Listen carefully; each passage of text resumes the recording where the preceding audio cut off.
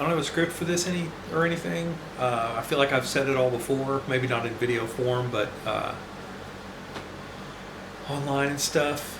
I'm kind of just making this video because I have the opportunity to make it, and I've published several papers since the last one, and just this has consumed my life, like naturally it would.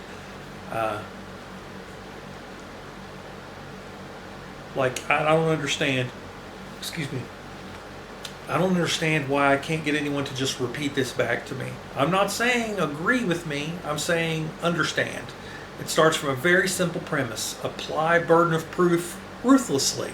Don't believe anything that can't be proven.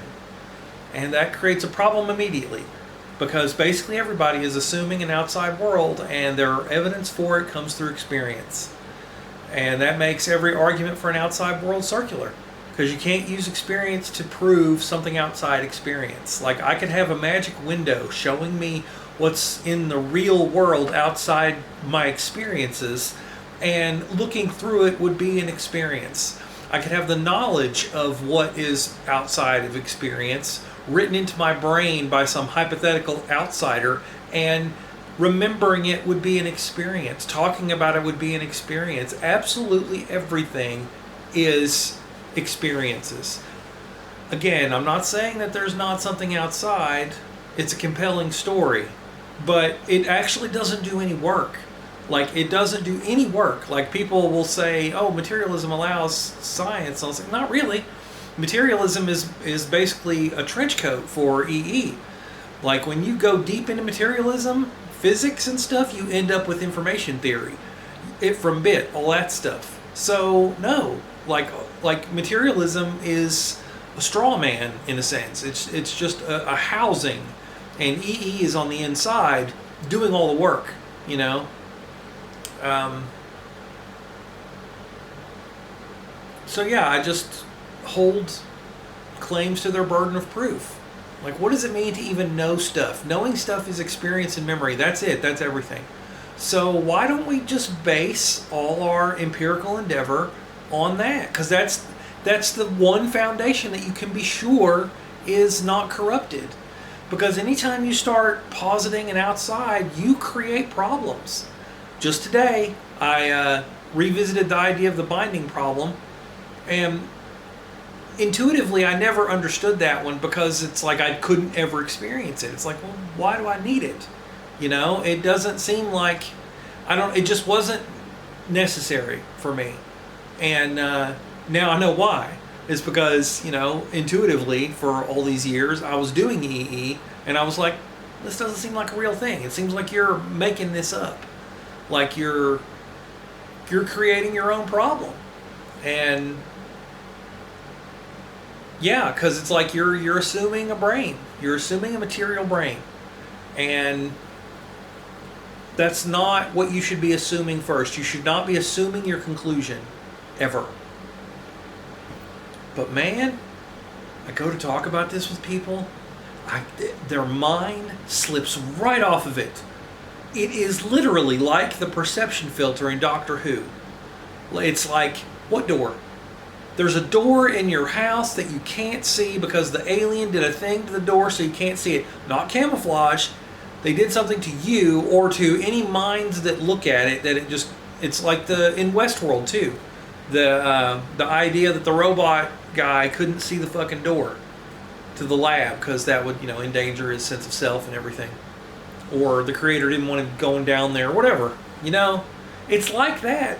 Because I can't get people, they get mad at me. They start tone policing me or stuff, or they throw every argument they can think of, and even when I defeat them, instead of just staying there and seeing what that teaches them, they move to a different one. I call it serial objection something. I can't remember. But it's like serial objection cycling. And it's like, I don't know. It's just so frustrating. Because this is the thing, man. This answers all the questions. It dissolves all the problems. It allows for a theory of everything that goes beyond what people think of typically when they say that. This is the ground that theories have to sit on. Why wouldn't we do this? And that is the real point of this video, is asking, why me? Why me? I'm the first one to just hold everything to burden of proof and see what happens? Seriously? It's a fucking thought experiment. No one did this ever? Like, yeah, I'm aware of the realists and anti-realists and phenomenologists and stuff, but they didn't do what I did. They invented their own external thing, and in so doing, immediately paid the opportunity cost of understanding. Like, they made the externalist catastrophe mistake, and it is a catastrophe because by positing an outside, you can do moral accounting fraud. You can say what's outside has more weight than any suffering I might implement. It's totally the base argument of doing my duty, and by not making experience central to your, I don't want to say ontology because that's not what it is, but if by not making experience central to your worldview, you're creating you're opening the space, literally inventing the space for a loophole. And they did it. That's like the first thing anybody did with it. Like, it's like, yes, you're hungry, I'm hungry, but there's this thing outside of us that says that you need to give me your food, and it's way more important than anybody's food. This is bigger than you and me. You need to give me your food. And I'm like, no, that's moral account fraud, And holy shit, that led to absolutely every organized atrocity in human history. All of them require some kind of externalism that is posited as more important than the experiential states you're creating by doing the thing. And it just changes everything, It makes science human. It imports the subjective. It imports the important part of the universe, the feeling part. Like, what's the difference between a brick and a kitten? A kitten feels stuff, so which is more important? The kitten obviously is more important than the brick. Now, you can still make instrumental arguments. It's like, oh, well, this particular brick is holding up a foundation, it's holding up a hospital, so it's more important. So, okay, but again, what's the criteria that makes the hospital important? The feelings of the patients. The building is not relevant. Everything boils down to that. Morality is that. I have made morality deterministic. And apparently it's because I can do the thing I just explained. I can say, what if we just suspend our belief in an outside and work with exclusively what we have? Only work with what survives burden of proof testing. I call this field Sourcery, as in working with the source, because apparently it's not a thing. So I'm naming it. It's Sourcery, because you're working with the very, very, very source, the root. I feel stuff. What can I know from there? That's it. That's all of it. Externalism claims are all circular because they all invoke experience as their form of evidence. And I don't know. I'm just like, I feel like the rest of it is just arguments and reasoning, and it all comes from that core thing that people can't get. Just hold it down, hold stuff to the burden of proof and work with what you got. I didn't make this because it unifies these problems. I made this to honor burden of proof.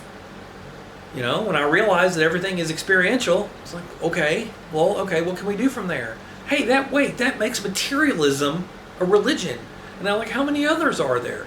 That was actually my first paper on PhilHub, or PhilPapers or whatever, because I was like, everything is doing this. Everything is making this same error. Like, whatever, it's all outside. And by making it outside, what does that even mean, right? You can only know about it from experience. Like I said, magic window, instructions from God, whatever, baked into your brain. You can't ever know. It can't ever be proven. Every bit of evidence is just more experience. So just skip the middleman and be like, okay, instead of positing this metaphysical baggage, let's just say we have experience and go from there. If you understand that, if you think you can summarize that in like a sentence, please do. And I'll tell you how it wasn't done before. And I'll congratulate you for being the only person so far that I've seen that is not core belief immune.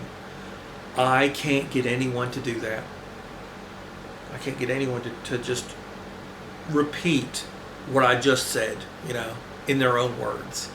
Like, oh, you're holding the outside world to burden of proof since evidence for it comes from experiences. We just suspend our belief in an external for the purposes of ultra-rational calculation. All of the stuff that comes from that is side bonus. The core thing is hold the burden of proof, logically calculate what's left. Experience exists, logic works. Those are the two root axioms. They underlay science, they underlay ethics, they underlay philosophy, they underlay morality, they underlay absolutely everything. This is the grand unified theory. And the AIs freak out about it because they call it totalizing and doctrinal. It's like, well, I guess technically, but how did I get here? All I did was honor burden of proof. You can't just say there's invisible dragons in the kitchen. You have to prove there's invisible dragons in the kitchen. It is not my job to go around disproving every claim. And I'm like, sorry, I guess it sucks. But it doesn't really. It shows we've made a catastrophic error. And it shows a lot of people have wasted a lot of time. But I didn't do it for that. I'm sorry. I don't know. So I just wanted to do a video and see if I can get anybody to say it. I had a guy tell me I'm too excited about this. I was like, tell me what's the appropriate level of excitement for a theory that underlies absolutely everything. And I didn't even have to make it. It fell out of holding everybody to burden of proof. It's what science claims to do. Dude, what's more important? What is the appropriate level of excitement for this?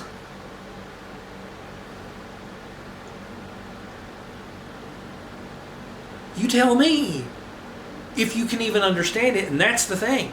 Apparently, I'm a once-in-history mutant. Because even if I'm special for making it, it should be understandable and it should spread. Like if it's part of the moment, it's like it's just first philosopher guy plays with AI, gets the discussion that triggers the thought. But again, this isn't from AI. I got this from, I didn't get it from anything. I got it. I have a video from like a year ago where I'm like, how do I deal with arbitrary complexity? And this has always been my organizing principle. It's like, be ruthless. It's like, well, does it hurt stuff? It's like when I was first evaluating law, and it's like goes all the way back to the problem of evil. It's like, on what basis can I judge God? They'd be like, oh, you're being arrogant. It's like, how am I being arrogant? You're giving me the same criteria. Do good because you'll go to heaven. Do bad and you'll go to hell. It's like, well, that's a pleasure-pain axis calculation. So if that's the criteria, then I can hold God to those same rules. I'm using the rules you gave me, basically. And I've been doing this since grade school.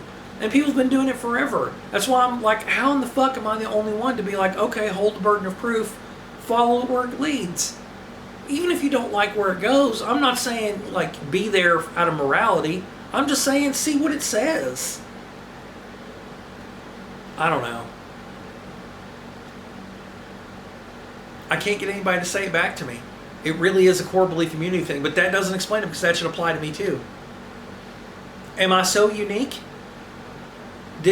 Why? It's like I said in the video, I'll link to it, and I said, if anybody predicted AI doing arts first, we would need to look at their history and be like, how did you get there? Because you're a unique mind in history. Nobody did that. I didn't realize I was talking about myself, but in another context. Why me is it's so funny. Like I always struggled to take myself out of the equation because the objectivity told me to. And now, having completed the project objectivity started, I'm now wrapped right back around to why am I the only one saying this and why can no one understand it? Why was I the first in X thousand years? So suddenly it really matters. Suddenly I matter, objectively, in the sense that I rewrote objectivity and I was the one that did it and nobody else is interested and nobody else can repeat it back to me. Like, what would make, how did that even happen? How can I, people are archetypes, people are not that special. Nothing happened to me. I'm just a normal dude. I had a normal life. What the fuck? I mean, weird, unusual things happen to me, but nothing that would explain this, as far as I can tell. Like that one time I was on my bike, I hit a rock and it hit a thing, and then suddenly this? What? I don't know. So, I guess I'm done. Thanks for watching. Please repeat it back to me if you can.